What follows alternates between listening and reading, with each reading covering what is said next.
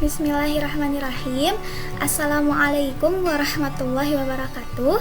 Perkenalkan, nama saya Sani Nur Khariah dengan NIM 12140700127 kelas MHU 1C. Di sini saya akan memaparkan tentang jawaban UTS dasar-dasar ilmu dakwah dengan dosen pengampu Dr. Haji Rohmanur Aziz MAG.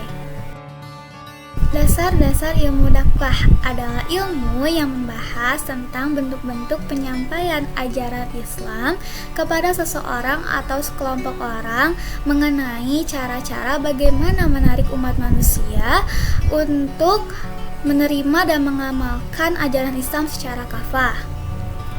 Sedangkan definisi dakwah itu sendiri adalah proses memotivasi dan reformasi umat manusia untuk kembali kepada fitrahnya yang berupa kebaikan dengan mengerjakan amar ma'ruf nahi munkar untuk kesenangan dunia dan akhirat. Lantas, mengapa sih ada kewajiban berdakwah? Karena dengan berdakwah akan mendatangkan manfaat kepada umat manusia. Para pendakwah itulah yang mengulurkan tangannya untuk menyelamatkan manusia dari kesyirikan dan membimbing mereka ke jalan yang lurus yang diridhoi oleh Allah. Unsur-unsur dakwah ini ada 7. Di sini saya akan mencoba mengimplementasikan unsur-unsur dakwah tersebut pada manasik haji di sebuah KBIH di Jakarta, yaitu di Yayasan Arisalah Ciracas. Yang pertama, unsur dakwah ada dai, yaitu orang yang menyampaikan dakwah kepada jamaah haji. Di Yayasan Arisalah, dainya ada 3. Yang pertama, Kiai Haji Abdul Rashid, Ustazah Haja Nurjannah, dan Haji Mahmudi. Yang kedua, unsur dakwah ada mad'u, yaitu orang yang menerima dakwah para umat muslim yang menjadi jamaah haji dan umroh di Yayasan Arisalah. Yang ketiga ada madlu, yaitu isi pesan dakwah. Isi pesan dakwah ini berupa akidah, syariah yang berupa hukum haji dan tata cara pelaksanaan haji. Yang ketiga ada akhlak, yaitu akhlakul karimah para jamaah haji. Unsur yang keempat adalah wasilah, yaitu media dakwah, segala sesuatu yang dapat digunakan untuk menyalurkan pesan dakwah. Di Yayasan Arisalah ini menggunakan 3 media. Yang pertama ada secara lisan, berupa ceramah dan presentasi. Yang kedua, tulisan berupa buku panduan haji dan umroh.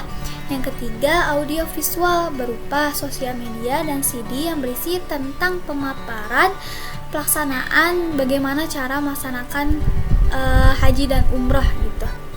Unsur yang kelima adalah ushub, yaitu metode dakwah, cara menyampaikan dakwah. Di Yayasan Arisalah sendiri menggunakan 2 metode, yaitu metode langsung, metode individu yang melakukan percakapan pribadi dengan pembimbing haji, dan metode kelompok berupa metode bil hikmah, metode bil mujadalah, dan metode bil maudizah.